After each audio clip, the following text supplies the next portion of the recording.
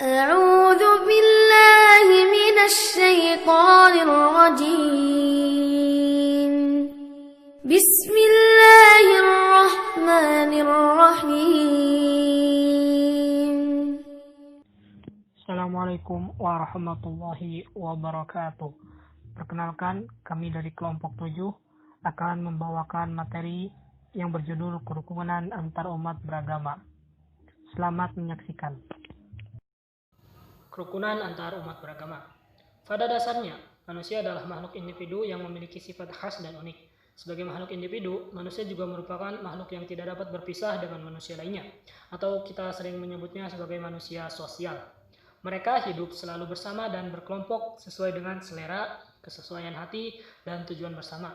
Sulit ditemui manusia hidup tidak berkelompok. Hal ini juga telah disinyalir oleh Allah Subhanahu wa taala dalam Al-Quran, tepatnya Quran surat Al-Hujurat ayat 13 dan Asy-Syura ayat 8. Memang kehidupan manusia yang berkelompok, bersuku-suku, berkabilah-kabilah, dan berbangsa-bangsa merupakan tabiat manusia.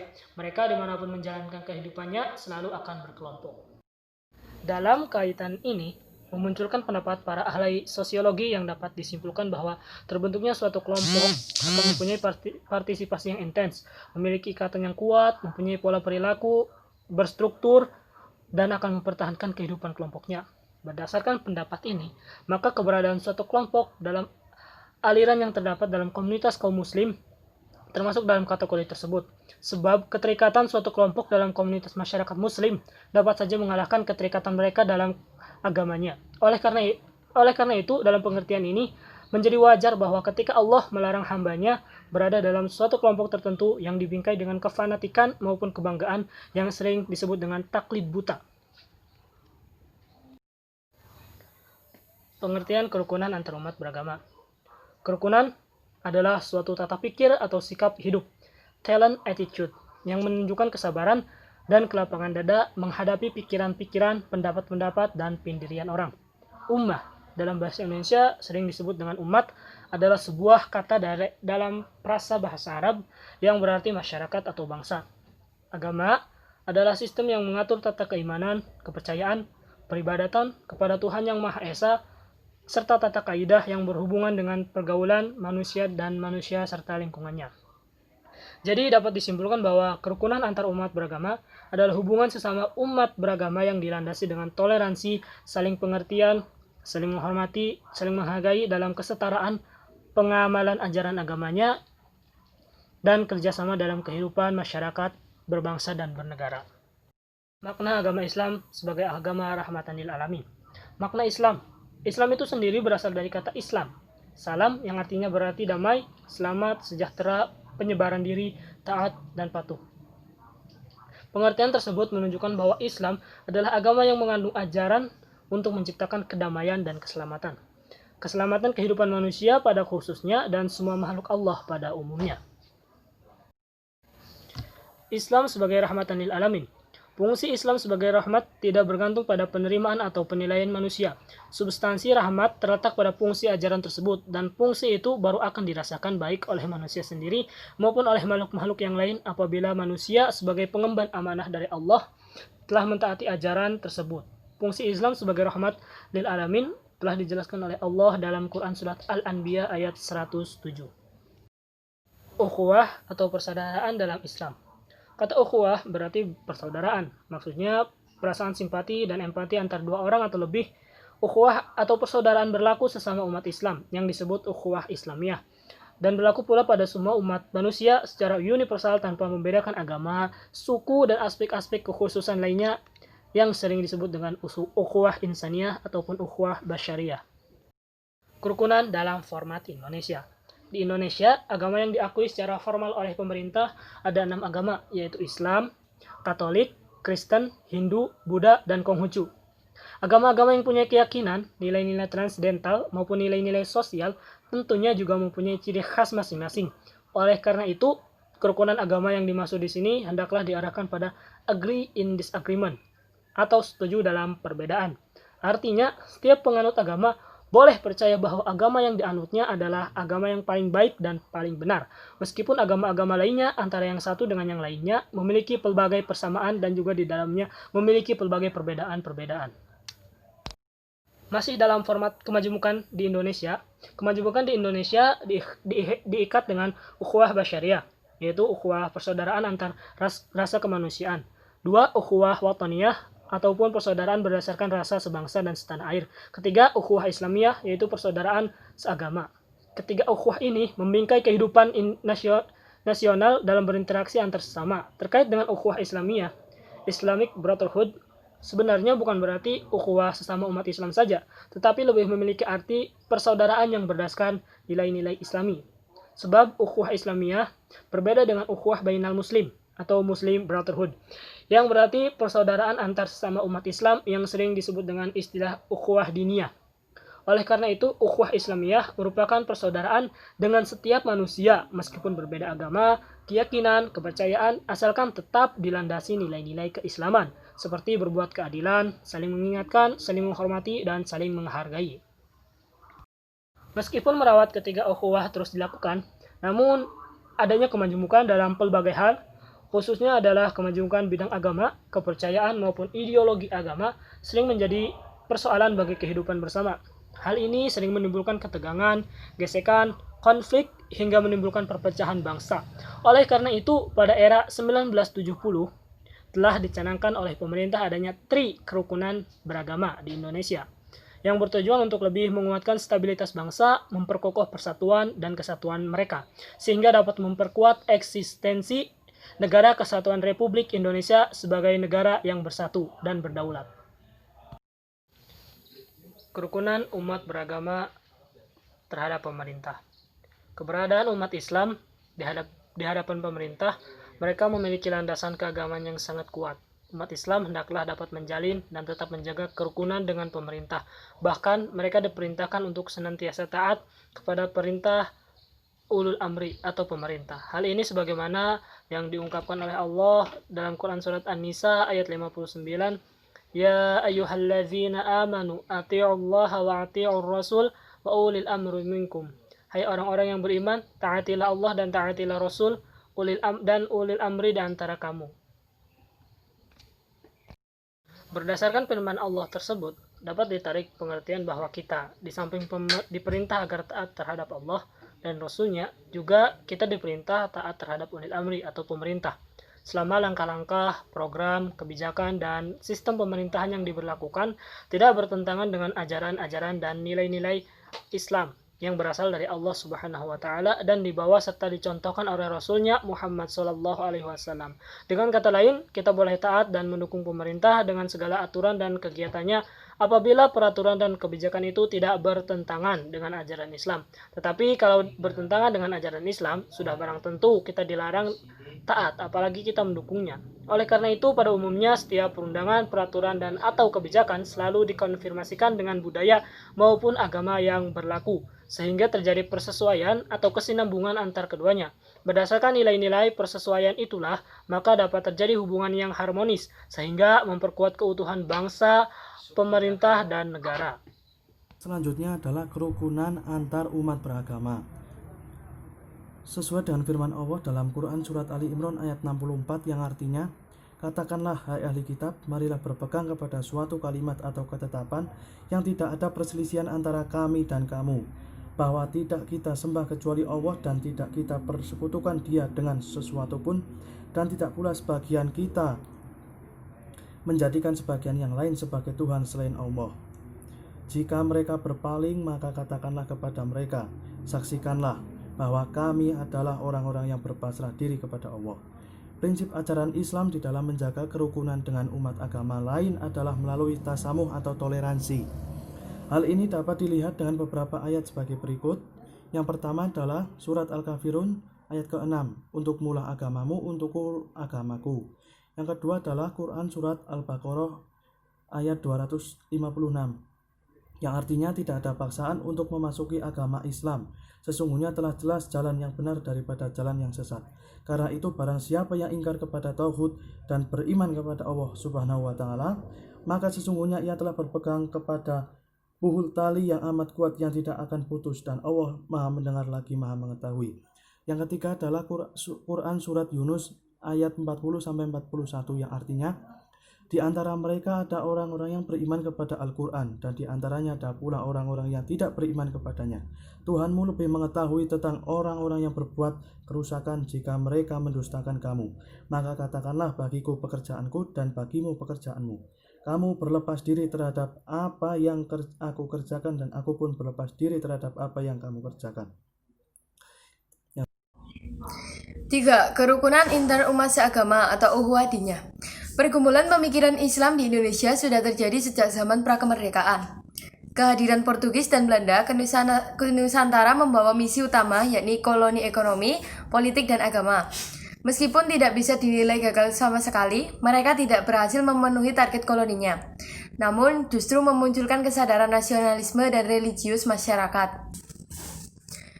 Kemudian terjadi pergumulan sengit antara umat Islam itu sendiri, sebagaimana terjadi pergumulan di Minangkabau yang melibatkan antara penganut tarekat Syatariqiyah bersama pemangku adat melawan penganut tarekat Naqsyabandiyah bersama penganut Islam pembaharu atau Wahabi yang dikenal dengan gerakan Padri. Di Jawa, pergumulan melibatkan kaum pembaharu modern yang diwakili Muhammadiyah melawan kaum tradisional kultural dan tradisional modern yang diwakili oleh Nahdlatul Ulama. Jika menelusuri perkembangan keberadaban kelompok, aliran atau sekte dalam tubuh umat Islam sebenarnya banyak sekali. Ada kelompok Syiah, Wahabi, Khawarij, Ahmadiyah, dan Ahlus Sunnah. Dalam aliran Ahlus Sunnah di Indonesia terdapat sekian banyak kelompok, yaitu seperti Nahdlatul Ulama, Muhammadiyah, Dewan Dakwah, Islam Jamaah, Al-Irsyad, Salafi, Jamaah Tabligh, Nahdlatul Wathon, kelompok Sufi, dan sebagainya. Kelompok Ahlus Sunnah jika disederhanakan akan mengerucut terbagi menjadi dua, yakni kelompok tradisionalis dan kelompok modernis. Menurut Kunto Wijaya, secara kultural masyarakat di Indonesia terdapat dikotomi kekuasaan, yaitu masjid vs keraton dan atau umat vs kekuasaan, dan dikotomi keagamaan, sufisme vs syariah. Masyarakat Madura Jawa saja terdapat dua pola yang menonjol. Madura mewakili tipe di mana masjid atau ulama lebih menonjol daripada keraton. Loyalitas rakyat pada ulama bukan pada raja. Tipe lainnya adalah Kejawen, Yogyakarta, dan Surakarta, di mana keraton lebih menonjol daripada masjid. Di Indonesia, fenomena konflik keagamaan atau konflik yang menggunakan simbol agama sering dipicu oleh berbagai masalah. 1. Menyangkut persoalan teologi terhadap ajaran dan nilai-nilai agama sehingga agama menjadi dogmatis, kemudian penuh dengan tafsiran yang harus ditaati. Maka muncullah berbagai gerakan fundamentalis dan puritanisme. 2. Ketika agama secara terpaksa diikuti dan memasuki wilayah konflik kepentingan pemeluknya, maka kepentingan tersebut kerap kali parsial yang hanya menguntungkan kelompok tertentu. Dibutuhkan kesadaran umat untuk mengutamakan kepentingan yang lebih besar, yaitu ukhuwah, daripada mengutamakan ego kelompok maupun kepentingan duniawi. Sehingga umat perlu kembali menelaah petunjuk Allah Subhanahu wa Ta'ala yang tertuang dalam surat Al-Imran ayat 103 yang artinya, dan berpeganglah kamu semuanya kepada tali atau agama Allah, dan janganlah kamu bercerai-berai. Begitu juga dalam hadis Rasulullah SAW bersabda, perumpamaan orang-orang beriman dalam cinta dan kasih sayang di antara mereka bagaikan tubuh yang satu. Apabila ada anggota tubuh yang merasa sakit, maka seluruh anggota yang lainnya akan merasa demam dan tidak bisa tidur. C. Wacana tentang perpecahan umat. Seperti yang diungkapkan dalam hadis berikut dari Auf bin Malik, ia berkata, telah bersabda Rasulullah SAW, umat Yahudi akan terpecah menjadi 71 golongan. Salah satunya akan masuk ke dalam surga, sedangkan 70 golongan akan masuk ke dalam neraka. Kemudian, orang Nasrani akan terpecah menjadi 72 golongan. Golongan yang 71 akan masuk ke dalam neraka, sedangkan hanya satu golongan yang akan masuk ke dalam surga. Dan sungguh jiwa yang ada di tangannya, umatku akan terpecah menjadi 73 golongan. Satu golongan akan masuk ke dalam surga, dan 72 golongan akan masuk ke dalam neraka. Kemudian, beliau ditanya, siapa golongan yang selamat itu?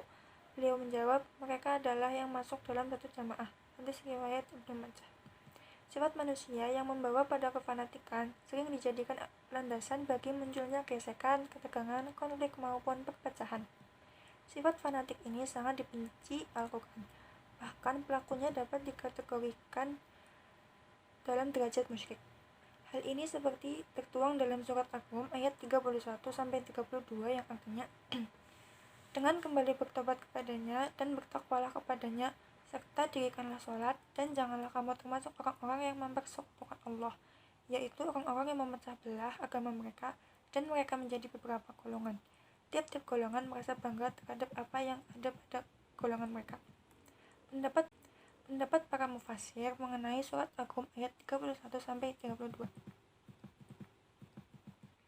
A. Ibnu Katsir dalam menafsirkan ayat tersebut, terutama kalimat yang artinya dan janganlah kamu termasuk orang-orang yang mempersekutukan Allah, adalah sebenarnya memerintahkan hendaklah kalian menjadi orang-orang yang mengikhlaskan diri hanya kepadanya dalam beribadah, dan tiada yang kalian kehendaki dalam ibadah itu selain hanya karenanya. Penafsiran Ibnu Katsir melanjutkan pada ayat 32 dengan menyatakan janganlah kalian menjadi seperti orang-orang musyrik yang telah memecah belah agama mereka, yakni mengganti dan mengubahnya, serta beriman kepada sebagiannya dan ingkar kepada sebagiannya. B. Al-Marawi. C. Haji Abdul Malik Karim Amrullah atau Hamka. D. Quraisyihab. Kementerian Agama RI. Pada ayat ini, apabila melihat dari urgenitas kedudukan agama dari kepentingan apapun, maka hendaknya agama ditempatkan pada kedudukan yang paling tinggi dibandingkan dengan kepentingan lainnya seperti jabatan, ekonomi, jiwa, akal, maupun lainnya. Hal ini sebagaimana dinyatakan dalam Maqasidus Syariah, di mana tujuan hukum Islam adalah memelihara sisi daruri, yakni agama, jiwa, akal, keturunan, dan harta. Kemudian memelihara sisi hajiyat dan tahsiniyat. Dalam memelihara sisi daruri, agama ditempatkan pada urutan pertama. Ini membuktikan bahwa menjaga agama lebih diutamakan daripada yang lainnya, termasuk di dalamnya adalah masalah kelompok aliran. Apabila disimpulkan dari beberapa pendapat mufasir tersebut, baik mufasir zaman klasik hingga zaman modern, bahwa persatuan merupakan ajaran prinsip Allah yang realisasinya mewujudkan pada interaksi sosial manusia. Karena keterangan mengenai persatuan menurut Al-Quran, perintahnya diturunkan sejak para nabi sebelum Rasul Muhammad SAW. Kemudian, yang D, petunjuk ayat-ayat Al-Quran dalam mendorong persatuan. Dalam kesatuan umat Islam, Allah melalui wahyunya telah mendorong, memotivasi, dan bahkan memerintahkan agar umat Islam, meskipun berada dalam ragam budaya, adat istiadat, ras, suku, maupun bangsa.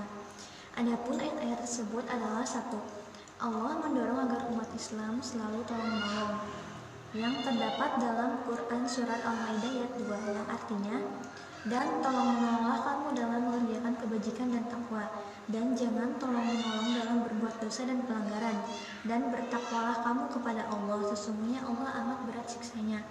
Quran Surat Al-Maidah ayat 2. Lalu yang kedua, ada persatuan dalam tali ikatan Allah, yang terdapat dalam Quran Surat Ali Imran ayat 103, yang artinya, dan berpegang teguhlah kamu semuanya pada tali agama Allah, dan janganlah kamu bercerai-berai, dan ingatlah nikmat Allah kepadamu ketika kamu dahulu masa jahiliyah bermusuhan. Lalu Allah mempersatukan hatimu, sehingga dengan karunia-Nya kamu menjadi bersaudara. Sedangkan ketika itu kamu berada di tepi jurang neraka, lalu Allah menyelamatkan kamu dari sana.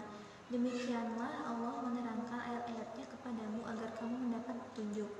Lalu yang ketiga, yaitu ketika berselisih hendaklah menghadapi dengan kesabaran, yang terdapat dalam Quran Surat Al-Anfal ayat 46, yang artinya, dan taatilah Allah dan Rasulnya, dan janganlah kamu berselisih yang menyebabkan kamu menjadi gentar dan kekuatanmu hilang, dan bersabarlah, sungguh Allah beserta orang-orang yang sabar.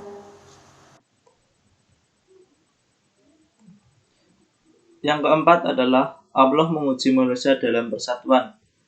Sebagaimana dalam Quran Surat An-Nahl ayat 93 menjelaskan, dan kalau Allah menghendaki, niscaya Dia menjadikan kamu suatu umat saja, tetapi Allah menyesatkan siapa yang dikehendakinya. dan memberi petunjuk kepada siapa yang dikehendakinya, dan sesungguhnya kamu akan ditanya tentang apa yang telah kamu kerjakan. Yang kelima, perselisihan sebagai ujian karena sebagai umat yang satu, yang dijelaskan dalam Quran surat Yunus ayat 19, yang memiliki arti manusia dahulunya hanyalah satu umat, kemudian mereka berselisih. Kalau tidaklah karena suatu ketetapan yang telah ada dari Tuhanmu dahulu, pastilah telah diberi keputusan di antara mereka tentang apa yang mereka perselisihkan itu. Yang keenam, Allah memberikan jalan-jalan keselamatan yang dijelaskan dalam Quran surat Al-Maidah ayat 16, yang memiliki arti dengan kitab itulah Allah menunjuki orang-orang yang mengikuti keridhoannya ke jalan keselamatan, dan dengan kitab itu pula Allah mengeluarkan orang-orang itu dari gelap gulita kepada cahaya yang terang benderang dengan seisinya, dan menunjuki mereka ke jalan yang lurus. Demikianlah kajian tentang kerukunan umat beragama yang lebih disandarkan kepada ajaran Islam itu sendiri. Hal ini menunjukkan bahwa pada dasarnya Islam sebagai agama terakhir memiliki panduan, pedoman, dan langkah-langkah operasional dalam membimbing umat manusia dalam berinteraksi antar sesama. Islam sebagai ajaran yang membawa rahmatan lil alamin, bukan belangko kosong, tetapi apabila diterapkan dengan sebenarnya, maka akan mampu mewujudkan kedamaian dalam hidup bersama yang dibingkai oleh nilai-nilai moderasi, demokrasi, dan toleransi. Sekian dan terima kasih.